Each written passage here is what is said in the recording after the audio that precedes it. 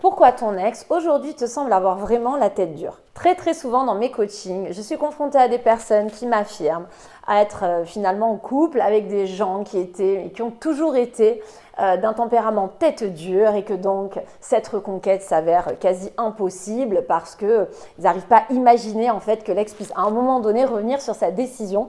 C'est pour ça que j'ai décidé de faire cette vidéo, pour te rassurer sur le sujet, pour t'expliquer que si tu penses que ton ex a la tête dure, déjà il y a des raisons pour lesquelles aujourd'hui son état d'esprit semble un peu fermé.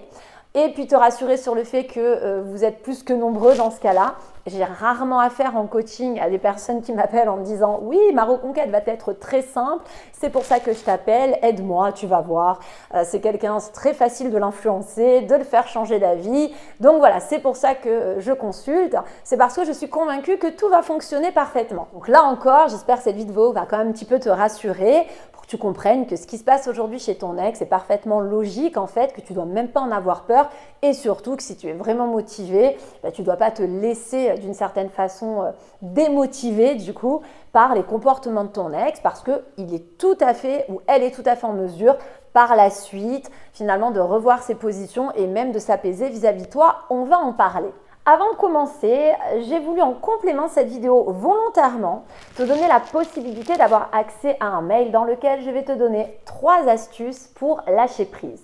Alors pourquoi? Parce que je sais justement que plus tu vas être confronté à un ex qui te paraît avoir la tête dure, plus tu auras tendance finalement à être offensif, c'est-à-dire à vouloir faire en sorte vraiment de le ou la raisonner ou en tout cas avoir des comportements qui ne sont pas du tout à même du coup d'arranger la situation. Donc, je pense vraiment que ces techniques de lâcher prise peuvent être appropriées pour quelqu'un qui se sent concerné par cette vidéo pour t'aider justement à prendre un petit peu de recul, à prendre un petit peu de hauteur sur ce que tu penses de ton ex et t'amener du coup à mieux atteindre ton objectif, j'ai envie de dire, en étant un peu plus détendu, en étant moins obsessionnel par rapport à ton ex. Pour y avoir accès, c'est très simple. Une fois que tu auras terminé cette vidéo, tu auras la possibilité de cliquer sur un lien que j'ai laissé en dessous de la description. Il suffira donc de cliquer dessus pour pouvoir en prendre connaissance. Pour ceux ou celles qui ne me connaissent pas, je suis donc Christelle Lepage, spécialisée en dynamique amoureuse et donc experte en reconquête amoureuse. Je suis là pour te donner des conseils qui se doivent d'être normalement pertinents car adaptés à ta situation. En tout cas, c'est ce que j'essaie de faire sur ma chaîne, c'est de donner vraiment beaucoup d'exemples concrets, de décortiquer, de parler aussi de psychologie parce que je reste convaincue que plus tu comprendras l'état d'esprit de ton ex et plus tu pourras te montrer finalement efficace, convaincant. Donc voilà, si jamais ce n'est pas déjà fait, je te conseille fortement du coup de t'abonner à ma chaîne. Tu peux également cliquer sur la petite cloche des notifications ultra pratiques, ça te permettra de ne louper aucune vidéo en fait qui sortira. Alors pourquoi aujourd'hui tu as la sensation que ton ex a la tête dure au point d'avoir du mal à imaginer qu'il puisse revenir sur sa décision? Eh bien premièrement parce que ton ex tout simplement se veut être cohérent. On peut quand même considérer qu'une personne qui décide de rompre, il y a quand même normalement réfléchi. Même si aujourd'hui tu penses que la réflexion n'est pas bonne, même si tu peux penser que la réflexion a été précipitée, ça n'empêche que ton ex n'a pas décidé de rompre en l'espace de 2 minutes. Donc, il y a peut-être eu des discussions avec la famille, des discussions avec des amis, bref, un cheminement en tout cas important qui a été fait qui amène du coup ton ex aujourd'hui à ne pas pouvoir envisager de revenir sur sa décision en l'espace de 24 heures. Donc la logique veut quand même que cette personne reste cohérente avec les propos qu'elle a pu tenir. Raison pour laquelle tu vas te retrouver confronté à quelqu'un qui a une posture très ferme, c'est-à-dire quelqu'un qui ne laissera pas de porte ouverte, qui ne fera pas en sorte de te laisser envisager un espoir, une chance de retour. Bref, une personne qui quand même veut être droite et alignée dans ses baskets. Ne serait-ce que d'un point de vue personnel, sans parler de fierté par rapport à l'entourage, lorsqu'on prend une décision, on a quand même un petit peu envie de s'y tenir.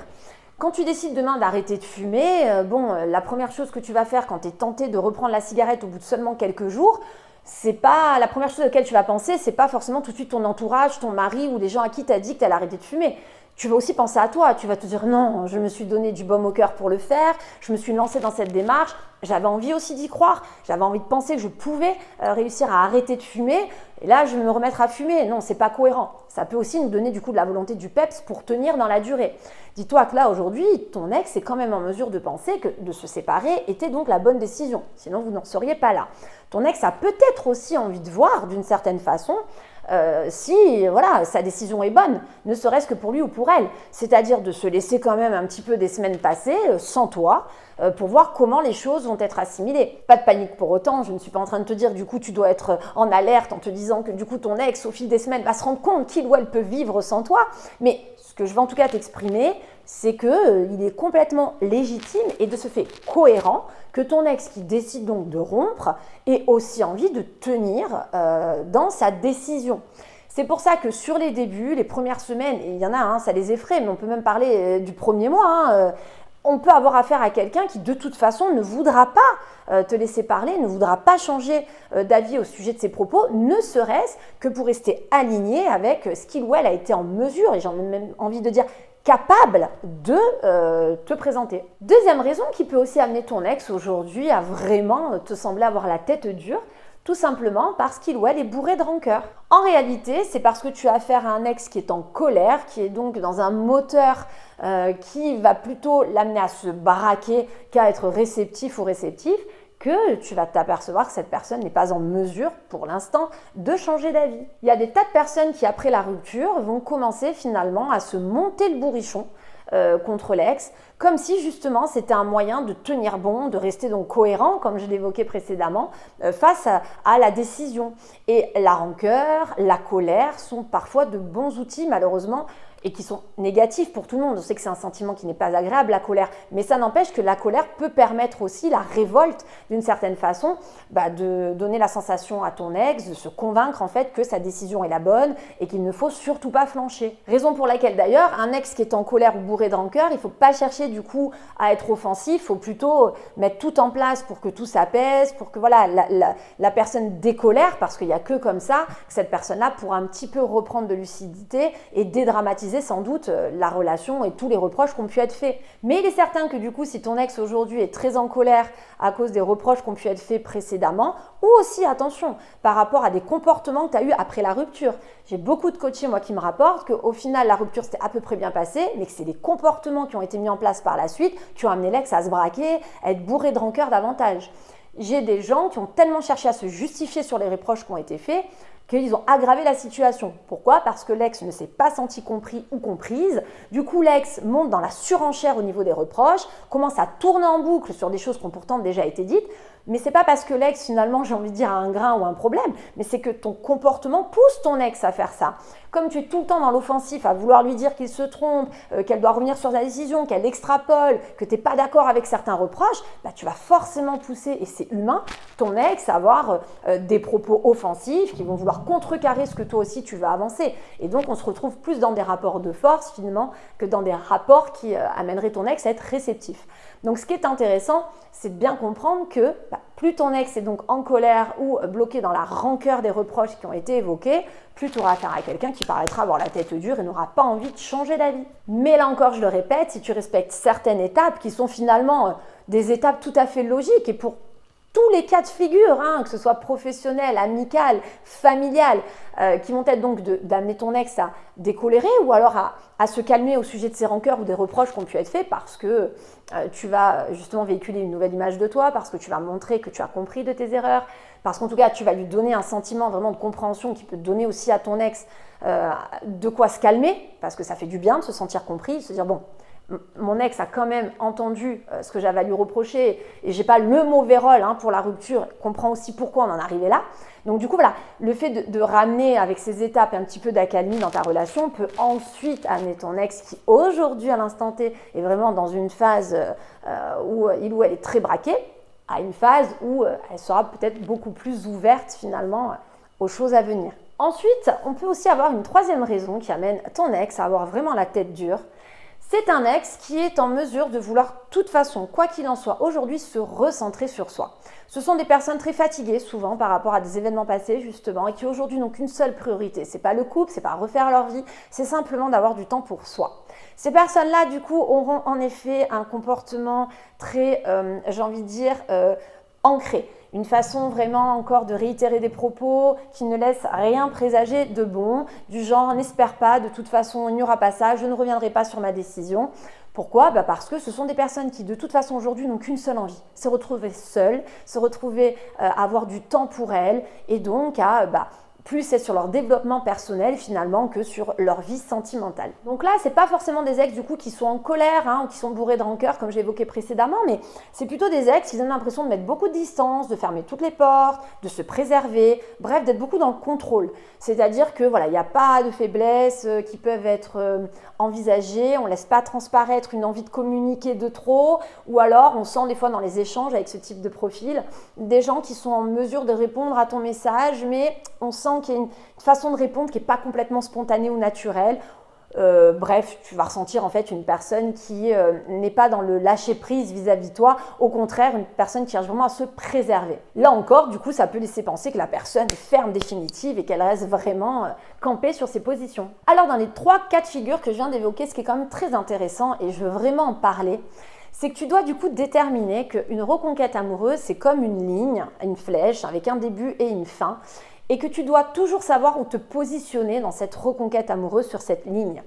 Aujourd'hui, si tu te retrouves face à quelqu'un qui est complètement hermétique, qui te paraît avoir la tête dure et que tu es dans les débuts de tes agissements, c'est-à-dire que tu as à peine entrevu de faire revenir ton ex, de commencer à mettre des choses intelligentes en place. Il est certain que si aujourd'hui ton ex a la tête dure, mais parce que tu l'as braqué, vous avez fait n'importe quoi, que je veux dire, tu n'as pas pris les choses en main comme il le fallait, forcément, c'est pas la même chose, il va falloir tout reprendre du début. Et si aussi tu en es là, alors que ça fait déjà 1 an que vous êtes séparés et que tu as la sensation que pourtant tu as mis plein de choses en place pour que les choses s'améliorent entre vous, là c'est encore un autre sujet, c'est peut-être que ta reconquête amoureuse est vouée à l'échec, il va falloir l'accepter. Mais si aujourd'hui tu as affaire à quelqu'un qui te paraît avoir la tête dure, mais que tu es dans les débuts donc, de votre rupture, parce que tu n'as encore rien mis en place de suffisant, on va dire, pour amener cette personne à se détendre, il faut bien comprendre que c'est normal. Personne ne m'appelle en coaching en me disant « Bonjour Christelle, je veux bosser avec toi parce que mon ex est hyper réceptif, là, je le sens, pour me redonner une chance. » Les gens ne m'appellent pas à ce moment-là. Ils n'ont pas besoin de moi dans ces cas-là, ils vont se débrouiller tout seuls. Les gens m'appellent parce que c'est bloqué, parce que l'ex s'est braqué, parce qu'ils n'arrivent pas à trouver justement de fil conducteur, ils n'arrivent pas à se créer d'opportunités. Donc, le but de cette vidéo n'est pas de te dire que toutes les reconquêtes fonctionnent, que tous les ex changent d'avis, forcément non. Il y a malheureusement des situations qui ne sont pas sauvables, mais toutes les personnes qui m'appellent seront toujours au même point, et d'ailleurs elles en rigolent par la suite, c'est toujours de m'évoquer une personnalité qui est très dure à convaincre, qui a de la fierté, qui ne reviendra jamais ne serait-ce que par fierté, et on se rendra compte au final que la personne, une fois que les choses ont bien été mises en place et qu'on a su prouver certains changements, sont tout à fait amènes de redonner une chance. Donc l'idée aujourd'hui, c'est que tu comprennes que, si tu regardes cette vidéo, que tu es concerné, il est tout à fait légitime que maintenant, après la rupture, ton ex te paraisse certain ou certaine de sa décision. Mais toi, ton travail, c'est celui qui se situe là maintenant. C'est-à-dire d'amener ton ex à rentrer dans un état d'esprit qui l'amènera donc peut-être à décolérer, à s'apaiser, à avoir moins la tête dure d'une certaine façon, pour ensuite revoir ses positions par la suite et être amené enfin à te redonner une chance. Et là, tu te rends compte qu'il y a quand même du boulot à faire et que si aujourd'hui, tu es juste démoralisé parce que vous venez de vous séparer et que ton ex, au bout de quelques semaines, te paraît toujours aussi costaud dans sa décision alors que tu n'as encore rien mis en place, tu n'as encore rien tenté, rassure-toi, c'est normal. Toutes les personnes qui décident de rompre, généralement, ne laissent pas de porte ouverte au bout de 2 semaines derrière. C'est très rare. Et je te rappelle justement que pour t'aider, en complément de cette vidéo, je te laisse la possibilité d'avoir accès à un mail dans lequel je vais te donner 3 astuces aussi pour apprendre à lâcher prise. Non pas lâcher prise et l'envie de faire revenir ton ex, mais lâcher prise sur ta façon peut-être d'être obsessionnel avec ce que tu as à mettre en place pour raisonner ton ex. Tu vas voir que ça va être très utile pour toi, pour t'aider à mieux gérer tes émotions, puis surtout à mieux vivre cette situation qui déjà n'est pas simple. Donc très simple, il te suffit de cliquer sur le lien que j'ai laissé en dessous de cette vidéo pour y avoir accès. Si le contenu de mes vidéos te plaît, pense au petit like d'encouragement, également à t'abonner à ma chaîne. Ça te permet également de me faire plus connaître si tu veux me voir davantage sur les fils d'actualité de YouTube. Tu peux cliquer, comme tu viens de le voir, sur la cloche de la notification, très utile pour être averti en fait à chaque nouvelle sortie de vidéo, ce qui te permettra de ne louper aucun conseil à venir. Je te dis à très bientôt pour toute la suite des sujets qu'on va évoquer.